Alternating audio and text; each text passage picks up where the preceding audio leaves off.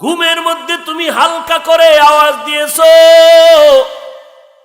মা সজাগ হইয়া তোমাকে আঞ্জা করে ধরেছে। শীতের রাতে তুমি প্রস্রাব পায়খানা করে দিয়েছো, বাবা এসি করে অন্য বিছানায় গেছে, মা তোমাকে ফালায়া যায় নাই। তোমার পায়খানা প্রস্রাব ধোয়াইয়া মুছাইয়া কোলে নিয়েছে, চুমু খেয়েছে। ওই মা তোমার কত পাগল, তোমার একটু লালন পালন হালকা করেছে, এই জন্য মায়ের মায়া লাগছে। কিন্তু মা তোর চেহারাটা বানায় নাই, তোর সুন্দর চেহারাটা বানাইছি আমি আল্লাহ। তোর জবানটা দিয়া কথা বলার শক্তি দান করেছি আমি আল্লাহ। আমি আল্লাহ তোরে নাপাক পানির থেকে বানাইয়া দুনিয়াতে পাঠাইলাম, পাঠাবার আগে খানার আয়োজন করলাম। এরে বান্দা, কিছুদিন পরে তোর খানা খাইতে মনে চায়, দাঁতের ব্যবস্থা করলাম। আমি আল্লাহ পাক তোর জন্য খানার আয়োজন করলাম, ফলের ব্যবস্থা করলাম। আমার দেওয়া নিয়ামত, আমার দেওয়া বাতাস, আমার দেওয়া সূর্যের আলো, চাঁদের আলো সব ভোগ করতেছ। ওই মাকে মা বলে যখন তুই ডাক দেও, আমি আল্লাহ কুদরতি নজরটা দিয়া তোর জিহ্বাখানার দিকে তাকায়া থাকি। তোর মাকে মা বলে ডাকো, তোর মায়ের কলিজা ঠান্ডা হয়ে যায়। আব্বাকে আব্বা বলে যখন ডাক দাও, তোর বাবার কলিজা ঠান্ডা হয়ে যায়। এরে বান্দা, আমি আল্লাহ কি অপরাধ করেছি বল? আমি আল্লাহ কি তোর মায়ের গর্ভে তোরে সুন্দর করে লালন পালন করি নাই? আমি আল্লাহ কি তোর মায়ের স্তনে তোর জন্য বিশুদ্ধ খানার ব্যবস্থা করি নাই? তুই তোর মাকে মা বলে বলে পাগল করেছো। আমি আল্লাহর ছেলে নাই, মেয়ে নাই, আমি বড় আদর করে বানাইছি তোরে মানুষ। ও বান্দা, তোর জিহ্বা খানার দিকে আমি কুদরতের নজর দিয়া তাকায়া থাকি রে গোলাম। তুই আব্বাকে আব্বা বলে ডাক, আম্মাকে আম্মা বলে ডাক দে। তবে মাঝে মাঝে কখন তুই একবার জিহ্বাটা নাড়ায় বলবি আমার আল্লাহ। তোর ওই আল্লাহটা ডাকে আমি কত না খুশি হয়ে যাইতাম। এরে মা, তোর একটা ডাকে এত পাগল পারা হয়ে যায়, বাবা এত পাগল হয়ে যায়। সন্তান রাগ করে মায়ের সাথে কথা বলে না, বাবার সাথে কথা বলে না। মা মনটা বেজার, বাবা মনটা বেজার, কিন্তু অপেক্ষায় থাকে বাবা। একটা বাবা কয়া সন্তান ডাক দিলে কলিজা ঠান্ডা হয়ে যাবে। বাবারে যখন সন্তান আব্বা বলে ডাকে, বাবার মধ্যে চুম্বুকের মতো মায়ার আকর্ষণ শুরু হয়।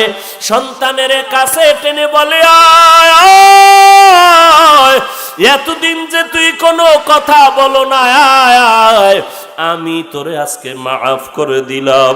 এরে বান্দা, ওই মা বাবার থেকে কি আমার মাওলার মায়া কম? আজকে যারা গুনাহ করি আমার মাওলার রহমত থেকে ভেঙে যাইতেছো। গুনাহ করে করে চোখ দুইটারে নাপাক বানাইছো। গুনাহ করে যাদের হাত নাপাক, যাদের জিহ্বাটা নাপাক, গুনাহ করে করে যারা আল্লাহর রহমত থেকে দূরে সরেছো, আমার আল্লাহ বারবার ডাকে, বান্দা আমাকে একবার মায়া করিয়া ডাক দে। ওরে বান্দা, তুই যখন আমাকে আল্লাহ বলে ডাক দিবি, উদউনি আস্তাজিব লাকুম, বান্দা তুই আমাকে ডাক দিবি, আমি জবাব দেওয়ার জন্য তৈয়ার হয়ে আছি। মোহাব্বত করিয়া যদি বান্দা তুই দুই ফোঁটা চোখের পানি ছেড়ে ডাক দাও, আমি আল্লাহর মায়া 99 গুণ বেশি। আমি আল্লাহ বান্দা দিয়ে তাকায়া থাকি রহমতের দরজা দিয়া, কখন বান্দা আমার দিকে আগায় আসবে। বান্দা তুই 1 বিঘা তাকায়া যাবি, আমার আল্লাহর রহমত 1 হাত আগায় যাবে। তুই যখন আমার দিকে 1 হাত আগায় যাবি, আমি মাওলার কুদরতি রহমত তোর দিকে 2 হাত আগায় যাবে। বান্দা তুই যখন তওবার দরজা দিয়ে হাঁটতে থাকবি, আমি আল্লাহর রহমত তোর দিকে দ্রুত গতিতে দৌড়াইতে থাকবে তোকে আগায় নেওয়ার জন্য রে গোলাম। এরে যুবক, পাও দুইটা আগায় দে, পায়ে হাত রেখে বলি, দাড়িটা কেটে নবীরে কাঁদাইও না রে যুবক। 5 ওয়াক্ত নামাজ বাদ দিয়ে আমার নবীরে কাঁদায় না রে যুবক। আল্লাহর দরবারে তওবা করো, আমার মাওলা তো তোমার দিকে তাকায় আছেন। আফা হাসিবতুম আন্নামা খালাকনাকুম আবাসা, আরে আল্লাহ তো তোমাকে অনর্থক বানায় নাই। আরে বান্দা তুই কোন দিকে তাকাইতেছো? তুই কারে তালাশ করো? আল্লাহ তো তোকে তালাশ করতেছে রে গোলাম। ফাইনামা তুওয়াল্লু ফাসাম্মা ওয়াজহুল্লাহ। এরে বান্দা আল্লাহর কুদরতের দিকে তাকায় তওবা করো। জীবনে যত অপরাধ করেছো ক্ষমা চাও। এই করোনা এই মহামারীর মধ্যে আল্লাহর কাছে তওবা করো, আল্লাহ জীবনে আর গুনাহ করব না, নামাজ ছাড়বো না, দাড়ি কাটবো না, বেপরদায় চলবো না। এই রবিউল আউয়ালে নবীজির সুন্নতের মালাটা গলায় লাগায় দিব। নবীজির সুন্নতের বিরোধিতা করব না। তওবা করার যদি নিয়ত হয়, আল্লাহর মুহাব্বত অন্তরে জমায়া আল্লাহর কাছে নিজেকে বিলীন করে দিয়া আল্লাহর কাছে খাঁটি অন্তরে তওবার নিয়ত করো আর বলো, ও দয়ার মালিক, আমার মতো গুনাহগার কেউ নাই, আমি আপনার দরজায় ফিরে আসছি, আর যেতে চাই না রে আল্লাহ। গুনাহের কারণে আপনি ফিরাইয়া দিয়েন না রে আল্লাহ। মেহেরবানি করে আমাদেরকে মাফ করে দেন। খাঁটি তওবাওয়ালা জিন্দেগি দান করেন। তওবার উপরে মজবুত হয়ে চলার তৌফিক দান করেন, আমিন। কেমন আমার মায়ার রব, এক ফোঁটা নাপাক পানির থেকে আমাকে আজ কত সম্মান দিয়ে চেয়ারে বসায় দিলেন আমার রব। জমিনের মধ্যে শ্রেষ্ঠ মর্যাদা দিয়েছেন আমার রব। শ্রেষ্ঠ নবীর উম্মত বানিয়েছেন আমার রব। শ্রেষ্ঠ কিতাব কোরআন দিয়েছেন আমাদেরকে আমার রব। জমিনের সব মাখলুকাত গুলো আমাদের গোলাম বানিয়ে দিয়েছেন আমার রব। জবানটা দিয়ে কথা বলার শক্তি দিয়েছেন আমার রব। আমার চেহারা সুন্দর করেছেন আমার রব। কোটি টাকার মালিক বানিয়েছেন আমার রব।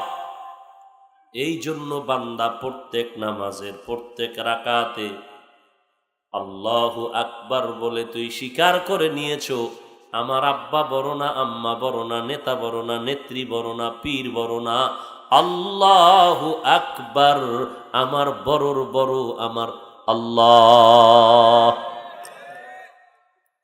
আল্লাহু আকবার বলিয়া বান্দা তুমি আবার স্বীকৃতি দিতেছো, আমার আল্লাহ যেহেতু বড়, 7 আসমান বড় না, জমিন বড় না, সূর্য বড় না, পাহাড় বড় না, গোটা আলম বড় না, আমার আল্লাহ এতই বড় যার গুণগান শেষ করা যাবে না। সব বড়র বড় আমার আল্লাহ, অতএব গুণগান তো বড়র হবে, ছোটর হবে না।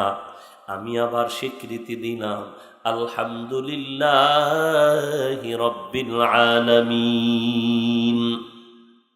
সব গুণগান প্রশংসা হবে ওই রবের, যিনি গোটা জগতের জন্য, আলামিনের জন্য রব। শুধু আমাকেই আল্লাহ রবুবিয়তের চাদর দিয়া লালন পালন করেন না। নদীর ভিতরে, সমুদ্রের ভিতরে নীলতিমি আছে, বড় বড় নীল কালারের নীলতিমি। এক একটা নীলতিমির দৈনিক খানার তালিকা 1000 কেজি চিংড়ি মাছ। আল্লাহ হাজার হাজার নীলতিমিরে রিজিক দিতেছেন, তিনি ওই রব। আল্লাহ পাক একটা সকালবেলা বাসার থেকে, গাছের ডালার থেকে ডু দানা দিয়া পাখিটা উড়ে খোলা আকাশে ঘুরে ঘুরে সন্ধ্যাবেলা পেট ভরিয়া বাচ্চার খানা নিয়ে বাসায় যায়। আমার আল্লাহ তো ওই রব, যেই আল্লাহ গর্তের পিপিলিকারে খানা দেয়। আমার আল্লাহ তো ওই রব। আমার আল্লাহ কেমন রব, কোহে কাফ পাহাড়ের মধ্যে বসবাসকারী সিমর্গ, এক একটা সিমর্গের জন্য দৈনিক খানা 40টা মোটা তাজা হাতি। ওই আল্লাহ তো এখনো আছেন রে বান্দা। রাবেয়া বসরিয়া আল্লাহর জিকির করে আর রান্না করে বয়া কান্না করে, পাক করার কিছু নাই। পাখির মাধ্যমে আমার আল্লাহ খানার আয়োজন করে দিলেন। তিনি আমার এমন রব, প্রশংসা সেই রবের হবে না তো কার হবে? মাইকের আওয়াজ এত সুন্দর, হাফিজুর রহমানের কণ্ঠ এত সুন্দর, এই কণ্ঠ আমার বাবায় বানায় নাই, যিনি বানাইছেন তিনি হলেন আমার রব। প্রশংসা তো আমার হবে না, রবের প্রশংসা হবে। এই মাইকটা বড় ভালো, এই মাইকের যত যন্ত্রপাতি দিয়া মাইকটা বানালো, মেশিন বানালো, এর পেছনে মেধা খাটাইছে যেই বান্দা, ওই বান্দার মেধাটা দিয়েছেন তিনি আমার রব। প্রশংসা বান্দার হবে না, সব হবে আমার রবের। আল্লাহ এই কথাটা তুই বারবার নামাজের মধ্যে স্বীকৃতি দিলি, আলহামদুলিল্লাহি রব্বিল আলামিন, সব প্রশংসা আমার রবের। অতএব এই রবের কাছে মাথা নত করবি, ওই রবের গোলামিতে জীবনটারে কাটায় দিবি। কিন্তু তুই আব্রাহাম লিঙ্কনের রব বানাইয়া তার অনুসরণ কেন করো? মাও সেতুনের আদর্শের মালা কেন গলায় লাগাইলি? লেলিনার কালমার্সের আদর্শের মালা কেন গলায় লাগাইলি? ওই আদর্শের মালা গলায় পরিয়া ফেরাউনের মতো পাওয়ারওয়ালা বান্দা, এমন ফেরাউন 40 বছরে কোনোদিন অসুস্থতাও হয় নাই। আজকে সারা দুনিয়াতে তাকায়া দেখ, একটা বেঈমানের ঘরে ফেরাউন নামের কোনো মানুষ নাই। নাকি এখানে আছে কেউ? কাউকে যদি বলেন 1 লাখ টাকা দিব, নামটা ফেরাউন রাখ, রাজি হবে কোনো বেঈমান? মুসলমান? হ্যাঁ, মুসলমান হতে পারে, বিশ্বাস নাই। 1 লাখ টাকা মুসলমান হতে পারে বলেন? হুজুর ভাবলেন কি করে? বাবা কি আশ্চর্য নাকি, যেই মুসলমান নিজের মেয়েকে বলে আজকের হোটেলের মধ্যে থাকবি আমার স্ত্রী হিসাবে, যেই মা তার মেয়েটাকে জেনার ব্যবসায় নামায় দিয়েছে মা, যেই মুসলমান মসজিদে সিজদা দিয়া বলে সুবহানা রাব্বিয়াল আ'লা, ওই মুসলমান আবার হিন্দুদের পূজায় গিয়া যখন তাদের ভিড় জমাইয়া তাদের পিঠা খায় আর বলে আপনারা কোন রাম, আমরা বলি আল্লাহ, কথা তো বেশি ব্যবধান নাই। এই কথা বলিয়া যারা ওই মুসলমান দাবি করিয়া যারা তাদের সাথে তাল মিলাইয়া মুসলমানের বদনাম করে, ওই বান্দা টাকার লোভে কি না করতে পারে। যেই মুসলমানের সন্তান আর এক মুসলমানকে গালি দিতে পারে, বাবারে গালি দিতে পারে, বাবার গায়ে হাত তুলতে পারে, এরকম নাই?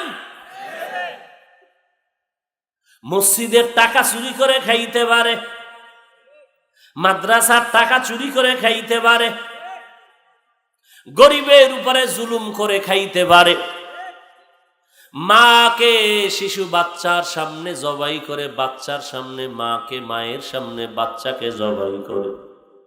ওরে আল্লাহর বান্দা, কি না পারবে মানুষ? কিছু করার নাই, বলার নাই, একটাই কথা বলা আছে, আল্লাহ হেদায়েতের দৌলত দান করো। ওই ফেরাউনের নাম নেওয়ার কে আছে দুনিয়ায় বলেন তো? তার ভাতিজা আছে কেউ? কোরআন শরীফের মধ্যে যদি ফেরাউনের নাম না থাকতো তো কেউ জানতো না যে একটা ভাল্লুক জমিনে ছিল। নমরুদের মতো বেঈমান,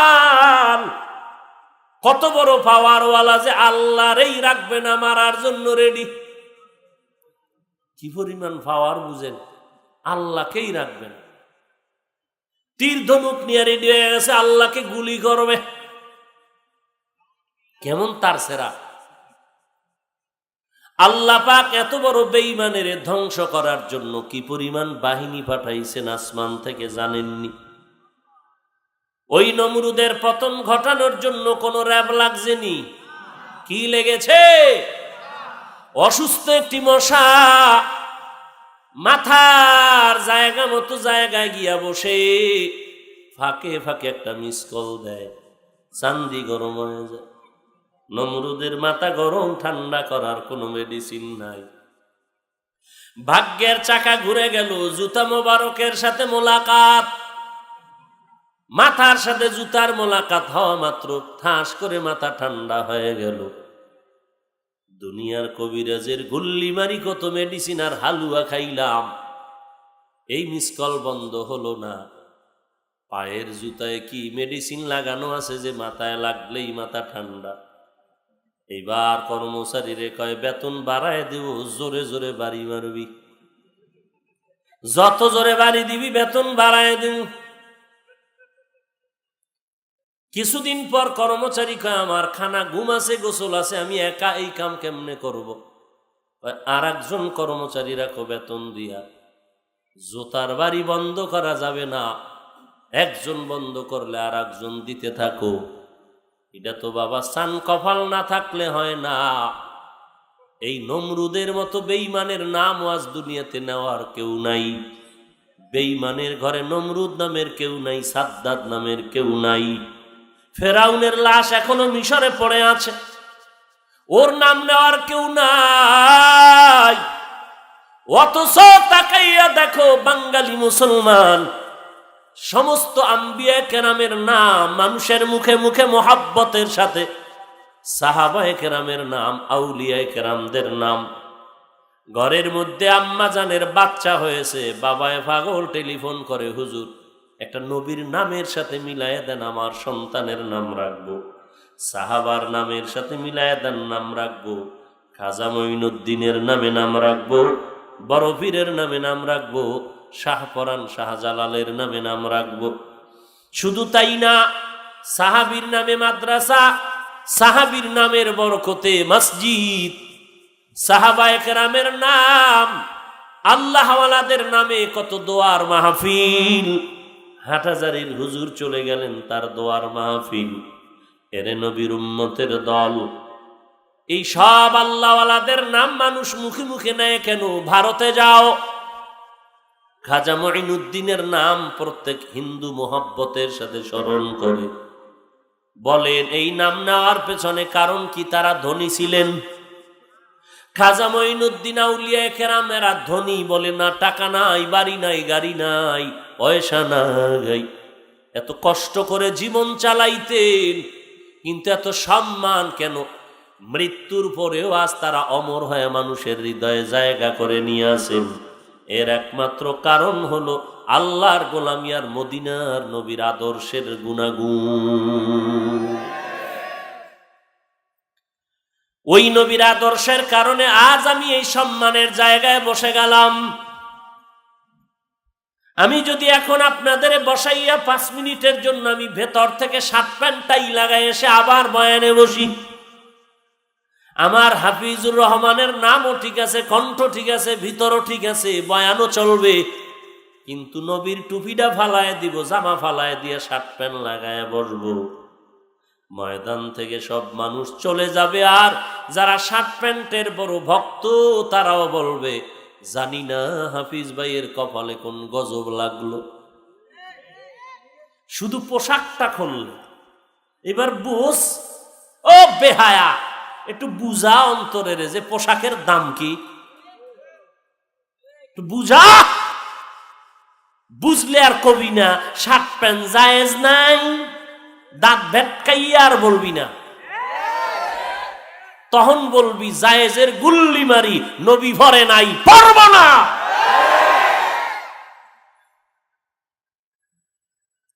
ফতোয়া ভিন্ন, তাকওয়া ভিন্ন। ফতুয়া দিয়া আল্লাহ পাওয়া যায় না, তাকওয়া দিয়া আল্লাহ পাওয়া যায়। বয়ানে দি চাপাবাজি কম করো না, যে তাকওয়া বড় দামি। তাকওয়া কই? জায়েজ নাই, জায়েজ নাই কইয়া উম্মতের বিভ্রান্ত করো। আল্লাহ হেদায়াত দান করেন, আমাকেও হেদায়াত দান করেন। এবার বুঝেন তো পোশাকের কোনো দাম? ঘুমাইতেছেন না? মদিনার পোশাকের মর্যাদা কত দেখছেননি? রিকশার ড্রাইভার গলায় ভাগরি, মাথায় টুপি, লম্বা জামা, মসজিদের সামনে দিয়া হেঁটে যাচ্ছে, ভদ্রলোক সালাম দিয়া কয়, হুজুর ভালা আছেননি? এ জিব্বায় কামড় দিছে, হায় হায়, বলে কি, আমি তো হুজুর হতে পারি নাই, এখন দোয়াই নুস পরে আল্লাহ বাঁচাও। না জানি লোকটা আমারে ধাক্কা দিয়া ইমামতিতে দেয়। যদি আমার লম্বা জামা পরার পরে ইমামতির মধ্যে ঢুকায় দেয়, তাহলে আমার জানালা দিয়া ফালায় যাওয়া ছাড়া কোনো উপায় হবে না। ওরে নবীর উম্মত, একটু ভেবে চিনতে দেখো নবীর আদর্শের পোশাকের সম্মান কত, নবীর আদর্শের পোশাকের দাম কত রে ভাই। আজকে সেই নবীকে গালি দেওয়া হচ্ছে, আন্দোলন করা হচ্ছে, নবীর দুশ্মনের বিচার চাই। ধন্যবাদ, কিন্তু আমার প্রশ্ন তোমার কাছে থেকেই গেল, তুমি যে ইঙ্গিতে আর ইশারায় নবীর সুন্নতের জবাই করো, তোমার বিচার করবে কে?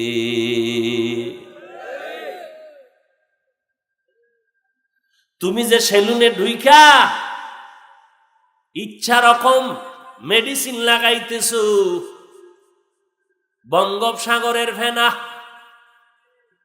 কি পরিমাণ মাখতেছো, কালা গালেরে তুমি সাদা বানায় ফেলতেছো, খুর লাগাইয়া দাড়ি কাটতেছো, হয় না আঙ্গুল দিয়া হঠাৎ করে স্পর্শ করে কয় উল্টা মার, হবে না উল্টা মার বলে এত কেন? আজকে না ঈদের দিন। এই জন্যই তো মদিনার নবী বলেছেন, যার লজ্জা নাই তার ঈমান নাই। লা ঈমানা লিমান লা হায়া আলা, যার ঈমান লজ্জা নাই তার ঈমান নাই। ছোটবেলার থেকেই তো আপনারা শুনছেন, আল হায়া উ শুবাতুম মিনাল, লজ্জা ঈমানের অংশ। আজকে লজ্জা চলে যাওয়ার কারণে একটা বান্দা নবীর আশিক মসজিদের সামনে বিড়ি টানতেও টেনশন করে না। কোথায় গেল ভয়, কই গেল লজ্জা?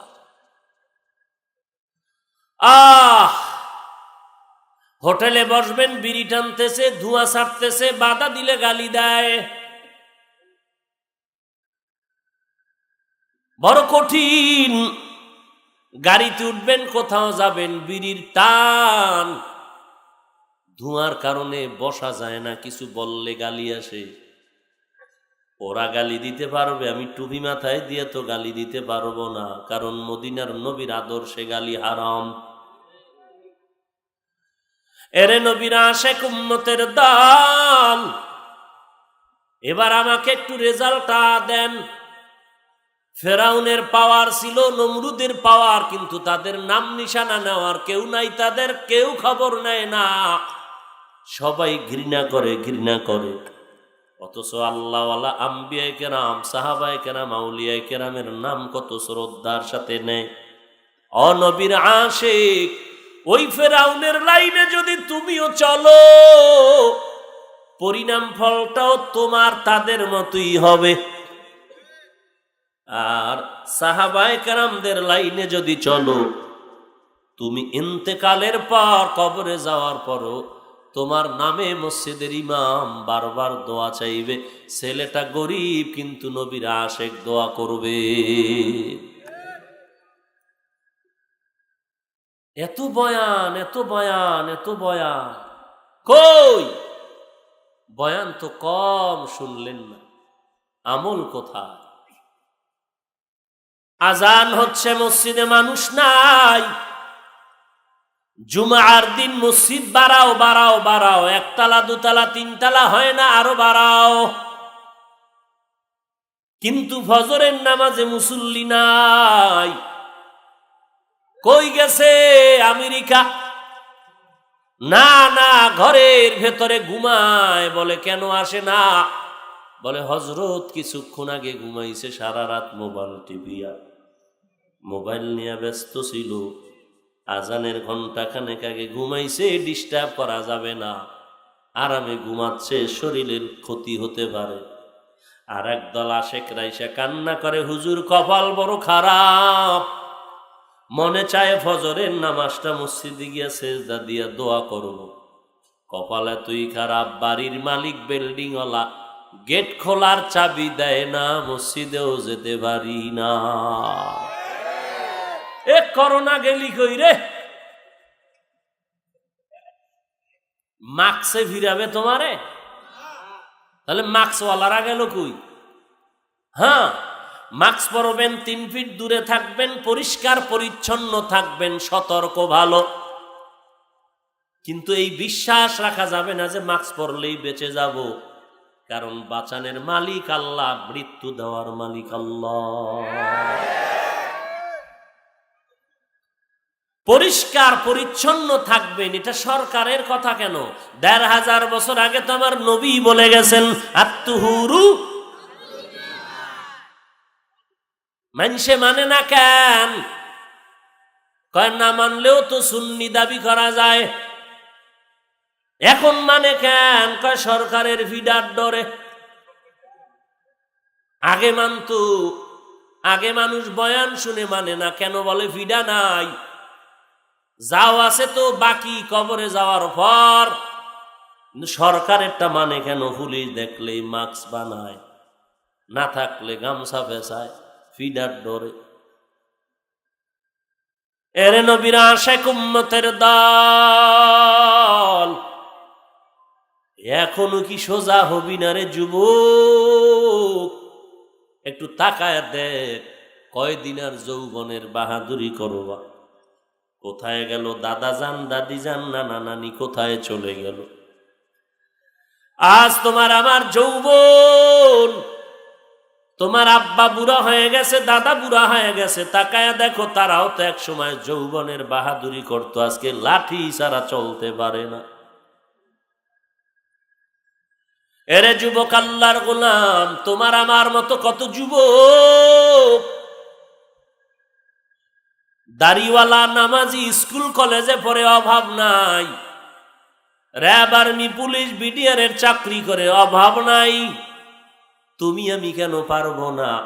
একমাত্র কারণ কবরের আযাবের ভয় নাই, মরণের চিন্তা নাই। মনে করিও না মহামারী বিদায় নিয়েছে, না না, গুনাহ থেকে তওবা করবা না, বিপদ মাথার থেকে দূর হবে না। আল্লাহর কাছে তওবা করো, হে মালিক, আমার মতো গুনাহগার জমিনে কেউ নাই। আমার এই হাত দুইটা কতই না পবিত্র ছিল, কিন্তু গুনাহের কারণে আজ আমি তাকায় দেখি আমার হাত দুইটা নাপাক হয়ে গেছে, আমার চোখ দুইটা নাপাক, আমার জবানটা নাপাক, আমার অন্তর নাপাক। মনে হয় জানো আমার গুনার কারণে আমার মা কষ্ট পায়, আমার বাবা কষ্ট পায়, আমার সন্তানেরা কষ্ট পায়। ও এলাকার মুসলমান মা বোনেরা, বৃদ্ধ বাবাজি, যুবক, ঘরের মধ্যে তোমার শিশু যে সন্তান আছে, বলো গুনাহ করছেনি? তাহলে এই বাচ্চাটা কেন জ্বরে কাঁপতেছে? ও ভাই, মনটারে বুঝাইয়া তওবা করো, আমার গুনার কারণে আমার সন্তানে কষ্ট পায়। সন্তান অপরাধ করছে, পুলিশ আইসা বাবার হাতে হ্যান্ডকাপ লাগায় জেলখানায় নেয়। ও পুলিশ ভাই, আমি তো অন্যায় করি না, করছে আমার ছেলে, আমারে কেন জেলখানায় নাও? পুলিশ একটা মন্ত্র কানে কানে শুনায়, কয় কান ধরে টান দিলে মাথা চলে আসবে। তোমার সন্তান দুনিয়াতে যদি এমন হয়, আল্লাহর বিচারটা এমন হবে না কেন? যে অপরাধ করেছে সন্তান, বিচারের কাঠগড়ায় তোমাকে দাঁড়াইয়া হিসাব দিতে হবে, কেন সন্তান অপরাধ করলো, ফিরাইলা না কেন? দুনিয়াটা কিছুই না রে মুমিন। এই মহামারীতে কত তাজা প্রাণ হারিয়ে গেল, কপাল এতই যে খারাপ, জানাজায় হাজির হওয়ার সুযোগ ছিল না আক্রান্ত হওয়ার ভয়।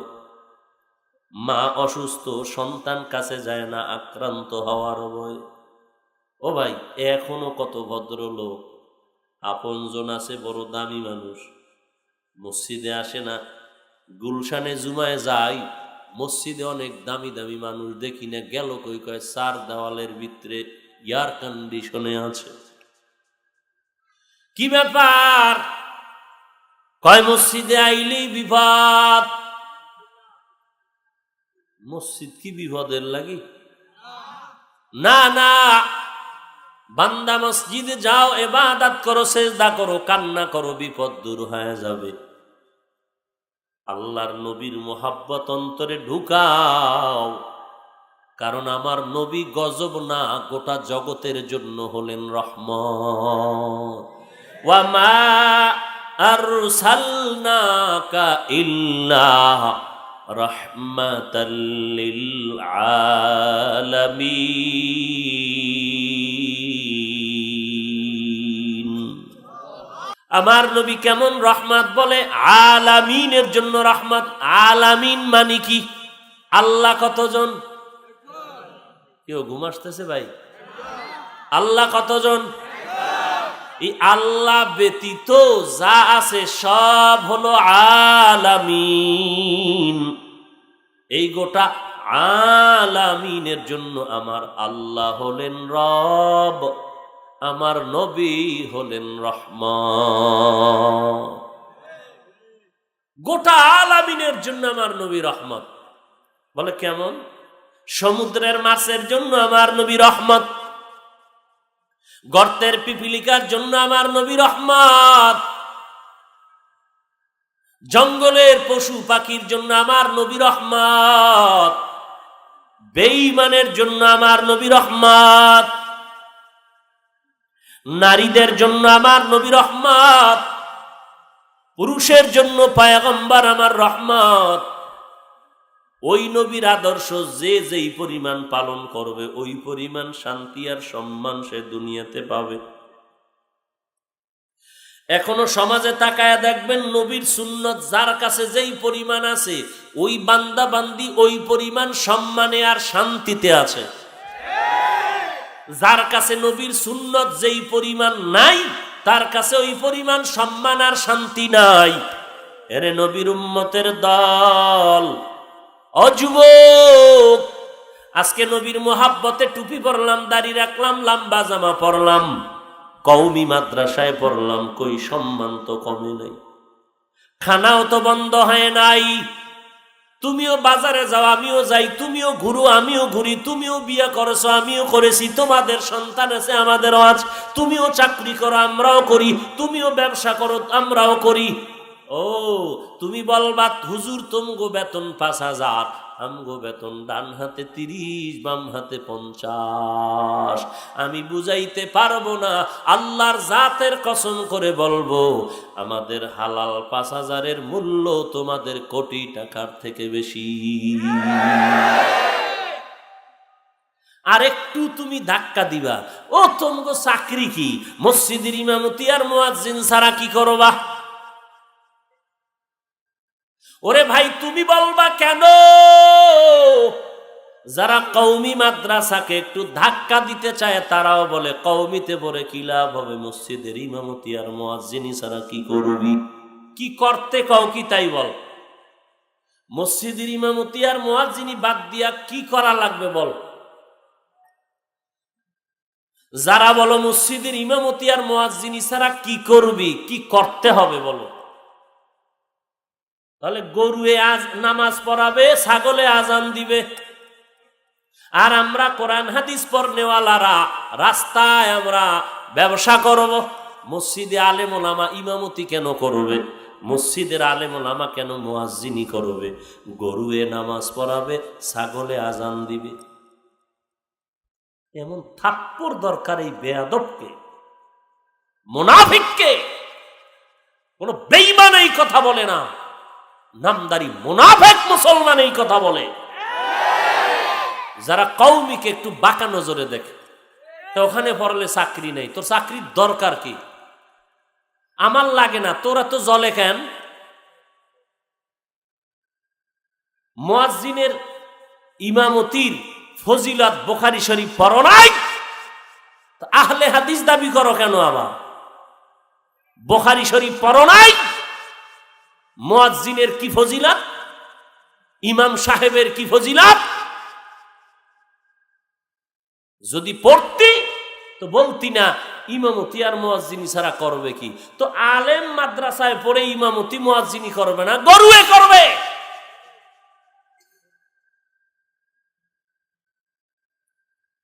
ইমামতি আর মুয়াজ্জিনি কইরা যে ধাক্কা দেই তো কুলাইতারস না। যদি ডিসিএসপি হইতো তো ফিডার ঠেলায় কই যাইতি?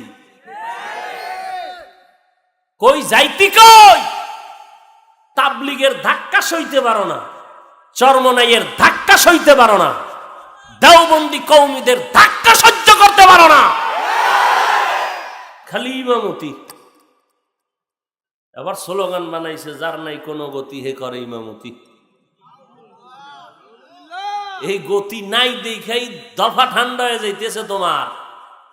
আমি 5 বেলা খাই, 5,000 বেতন, দিব্যি আরামে, কোনো টেনশন নাই, তোমার ঘুম নাই, আমার চিন্তা। কারো জ্যৈষ্ঠ মাস, কারো সর্বনাশ। হায় হায় হায়, কেমন গবেষক আমার ইমামতি লেয়ার জ্বলতেছে, কি পরিমাণ গবেষণা করে।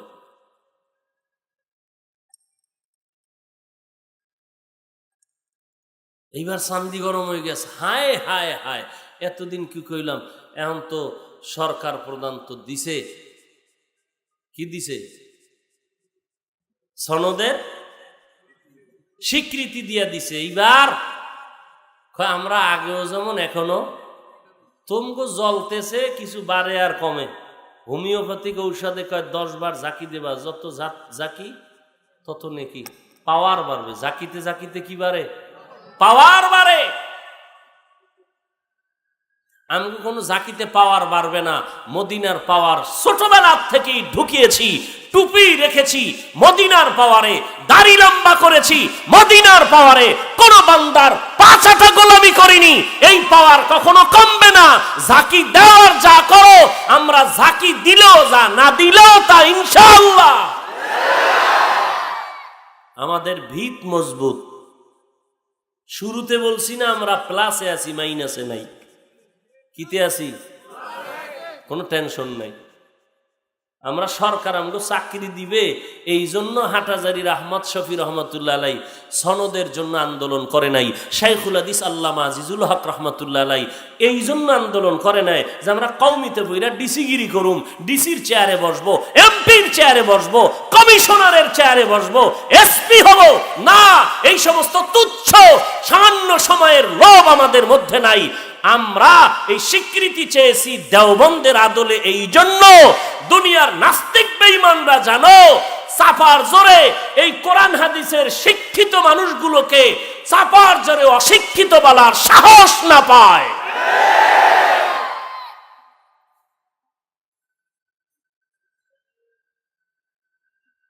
সৃষ্টির শ্রেষ্ঠ সর্বোচ্চ সম্মানের স্থান কি? এই জায়গায় যদি ইমামতি করে, এটা যদি বাঁকা নজরে তুমি দেখো আর কও যে ইমামতি ছাড়া আর কি করবা, আল্লাহ তোর বিচার করুক।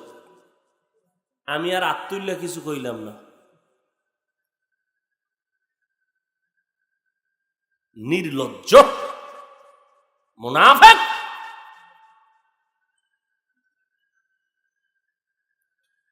হায় হায় হায়।